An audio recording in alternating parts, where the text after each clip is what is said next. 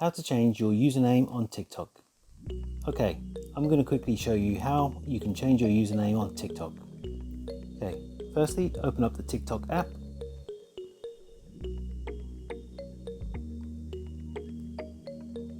Next, click on your profile picture in the bottom right hand corner. Next, click on Edit Profile under where it shows your followers and who you're following.